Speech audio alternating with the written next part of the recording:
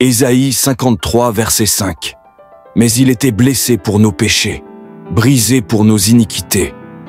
Le châtiment qui nous donne la paix est tombé sur lui, et c'est par ses meurtrissures que nous sommes guéris. Marc 10, versets 46 à 53.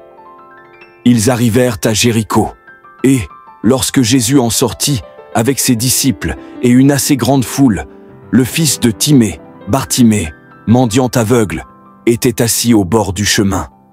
Verset 47. Il entendit que c'était Jésus de Nazareth, et il se mit à crier « Fils de David, Jésus, aie pitié de moi !» Verset 48. Plusieurs le reprenaient pour le faire taire, mais il criait beaucoup plus fort « Fils de David, aie pitié de moi !» Verset 49. Jésus s'arrêta et dit « Appelez-le !» Ils appelèrent de l'aveugle en lui disant « Prends courage, lève-toi, il t'appelle !» Verset 50. L'aveugle jeta son manteau et, se levant d'un bond, vint vers Jésus. Verset 50. 1. Jésus, prenant la parole, lui dit « Que veux-tu que je te fasse ?» « Rabouni, lui répondit l'aveugle, que je recouvre la vue. » Verset 50. 2. Et Jésus lui dit « Va, ta foi t'a sauvé. » Verset 50. 3. Aussitôt il recouvra la vue et suivit Jésus dans le chemin. Jean 9, versets 1 à 12. Jésus vit en passant un homme aveugle de naissance. Verset 2. Ses disciples lui firent cette question. Rabbi, qui a péché, cet homme ou ses parents, pour qu'il soit né aveugle? Verset 3. Jésus répondit, ce n'est pas que lui ou ses parents aient péché, mais c'est afin que les œuvres de Dieu soient manifestées en lui. 4. Il faut que je fasse, tandis qu'il est jour, les œuvres de celui qui m'a envoyé. La nuit vient, où personne ne peut travailler. Verset 5. Pendant que je suis dans le monde, je suis la lumière du monde. Verset 6. Après avoir dit cela, il cracha à terre et fit de la boue avec sa salive. Puis il appliqua cette boue sur les yeux de l'aveugle, verset 7, et lui dit, « Va et lave-toi au réservoir de Siloé, nom qui signifie envoyé. » Il y alla, se lava, et s'en retourna voyant clair. Verset 8. Ses voisins et ceux qui auparavant l'avaient déconnu comme un mendiant disaient, « N'est-ce pas là celui qui se tenait assis et qui mendiait ?» Verset 9.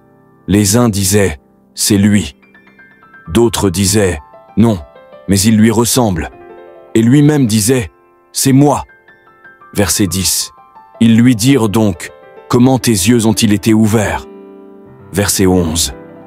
Il répondit, « L'homme qu'on appelle Jésus a fait de la boue, a oint mes yeux, et m'a dit, « Va au réservoir de Siloé, et lave-toi. » J'y suis allé, je me suis lavé, et j'ai recouvré la vue. Jean 5, versets 1 à 9. Après cela, il y eut une fête des Juifs, et Jésus monta à Jérusalem. Verset 2. Or, à Jérusalem, près de la porte des brebis, il y a une piscine qui s'appelle en hébreu Bethesda, et qui a 5 portiques. Verset 3. Sous ces portiques étaient dû coucher en grand nombre des malades, des aveugles, des boiteux, des paralytiques, qui attendaient le mouvement de l'eau. Verset 4. Car un ange descendait de temps en temps dans la piscine et agitait l'eau. Et celui qui y descendait le premier, après que l'eau avait été agitée, était guéri, quelle que fût sa maladie. Verset 5. Là se trouvait un homme malade depuis 38 ans. Verset 6. Jésus, l'ayant vu coucher, et sachant qu'il était malade depuis longtemps, lui dit, « Veux-tu être guéri ?» Verset 7. Le malade lui répondit, « Seigneur, je n'ai personne pour me jeter dans la piscine quand l'eau est agitée, et pendant que j'y vais, un autre descend avant moi. » Verset 8. « Lève-toi, lui dit Jésus, prends ton lit et marche. » Verset 9. Aussitôt cet homme fut guéri. Il prit son lit et marcha. Jean 4, verset 40, 6 à 50. 3. Il retourna donc à Cana, en Galilée, où il avait changé l'eau en vin. Il y avait à Capernaum un officier du roi, dont le fils était malade. Verset 47. Ayant appris que Jésus était venu de Judée en Galilée, il alla vers lui et le pria de descendre et de guérir son fils qui était près de mourir. Verset 48. Jésus lui dit, « Si vous ne voyez des miracles et des prodiges, vous ne croyez point. » Verset 49. L'officier du roi lui dit, « Seigneur, descends avant que mon enfant meure. » Verset 50. « Va, lui dit Jésus, ton fils vit. » Et cet homme crut à la parole que Jésus lui avait dite, et il s'en alla. 51. Comme déjà il descendait, ses serviteurs venant à sa rencontre, lui apportèrent cette nouvelle. Ton enfant vit. Verset 52. Il leur demanda à quelle heure il s'était trouvé mieux. Et ils lui dirent, hier, à la 7e heure, la fièvre l'a quitté. 53.